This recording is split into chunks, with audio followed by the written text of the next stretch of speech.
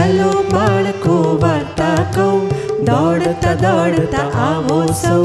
વિશ્વકોશ આપે છે તમને જ્ઞાનની સાથે ગમ્મત બહુ.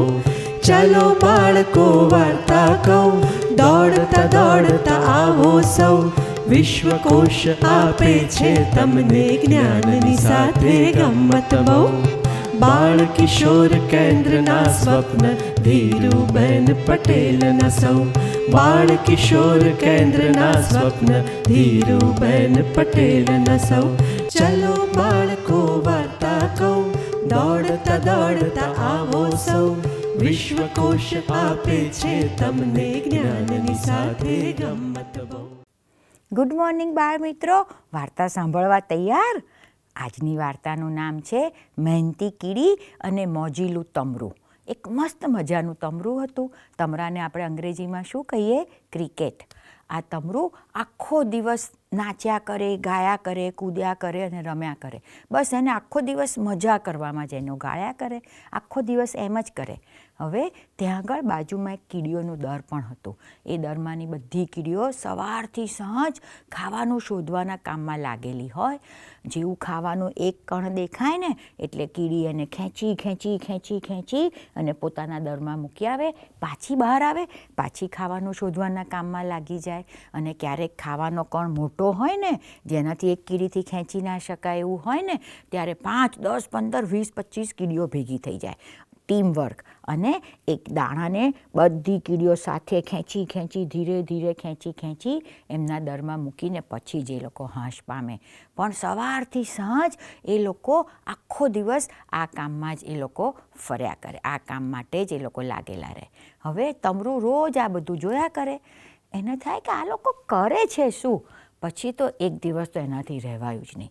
એટલે એને તો એકદમ જઈને કીડીબેનની આગળ આમ ઊભો રહી ગયો. કીડીબેન, કીડીબેન, કીડીબેન, ઊભા રહો, ઊભા રહો, ઊભા રહો. તમે બધા આ બધા શું કરો છો આખો દિવસ? આમથી આમ ચાલ્યા જ કરો છો, દોડ્યા જ કરો છો. ચલો ને, જુઓ ને, કેટલો બધો મજાનો દિવસ છે. આપણે બધા સાથે બેસીને ગપાટા મારીએ, આપણે બધા નાચીએ, ગાઈએ, મજા કરીએ. ચાલો ને, બધી તમારી કીડીઓની બહેનપણીઓને પણ બોલાવી લો.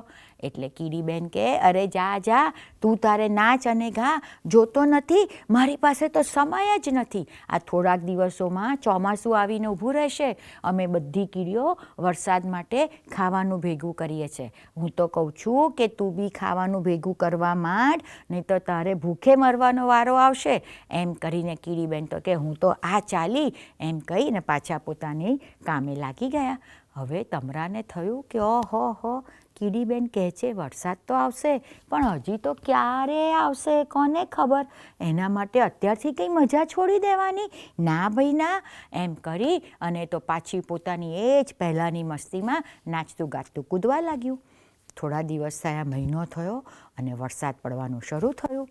વરસાદ તો પડતો ગયો. થોડાક દિવસોમાં તો માટી આખી જમીનની ભીની ભીની અને કાદવ થવાનું શરૂ થઈ ગયું. હવે તમરાભાઈને તો ખાવાનું શોધવામાં મુશ્કેલી પડવા લાગી. એમ કરતાં કરતાં 1 દિવસ થયો, 2 દિવસ થયા, 3 દિવસ થયા. હવે તો તમરાના ભૂખથી બેહાલ થઈ ગયું બિચારું. એને થયું કે અરે રે, મને હવે ભૂખ્યા હવે મારાથી નથી રહેવાતું. મને જો કશું જ ખાવાનું નહીં મળે તો હું તો આમને આમ મરી જઈશ. પછી આખરે થાકી હારી અને તો ગયું કીડીઓના દર પાસે અને મોટેથી કીડીબેન, કીડીબેન, બહાર આવો, જલ્દી બહાર આવો, કંઈ રડવા માંડ્યું. કીડીબેન, કીડીબેન. કીડીબેન બહાર આવ્યા. શું છે? એટલે તમરું કહે કે કીડીબેન, તમારી વાત બહુ સાચી હતી. મારે બી ખાવાનું ભેગું કરવાનું હતું, પણ અત્યારે તમે મને તમારા ભંડારમાંથી થોડુંક ખાવાનું આપો ને, મને બહુ ભૂખ લાગી છે. કીડીબેન કહે, અરે જા, તું તારે નાચ અને ગા ને એવી રીતે પેટ ભર. અમારી મહેનતથી ભેગું કરેલું અનાજ અમે તને શું કરવા આપીએ? એમ કરીને કીડીબેન તો જતા રહ્યા. તમરું તો બિચારું રડું થઈને ત્યાં બેસી પડ્યું. હવે આ બધી વાત કીડીની રાણીને ખબર પડી. આ રાણી બહુ દયાળુ ને ઉદાર હતા. એમને કીડીને કહ્યું, જા જલ્દી તમરાને બોલાવી લાવ. તમરું આવ્યું એટલે પછી રાણીએ કીધું કે જો તમરું, મને આ કીડીએ બધી વાત કરી અને કીડીની વાત તો 100% સાચી છે. તું શિક્ષાને જ લાયક છું, પણ મને દયા આવે છે.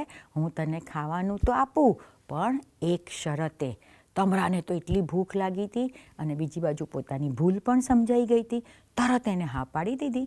એટલે કીડીની રાણીએ કીધું કે હવેથી તારે કામ કરવાનું, મહેનત કરવાની અને સમય વેડફવાનો નહીં.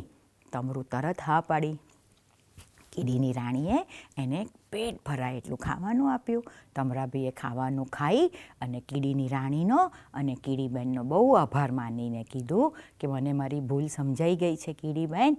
હવેથી હું તમને વચન આપું છું. રાણીને પણ કીધું હું તમને વચન આપું છું કે હું હવેથી મહેનત કરીશ અને મારા સમયનો હંમેશા સદુપયોગ કરીશ.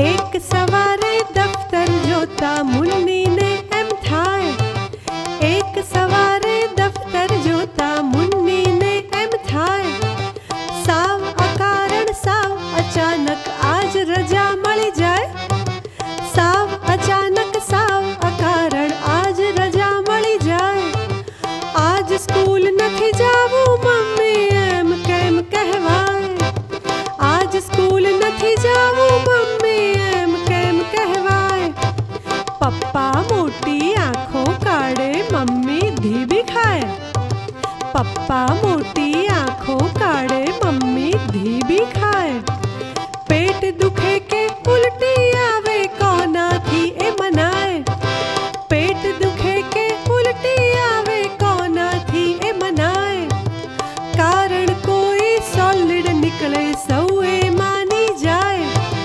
કારણ કોઈ સોલિડ નીકળે સૌએ માની જાય, ધોધમાર વરસાદ પડે કે ધરતી કંપો થાય, ધોધમાર વરસાદ પડે કે ધરતી કંપો થાય, ને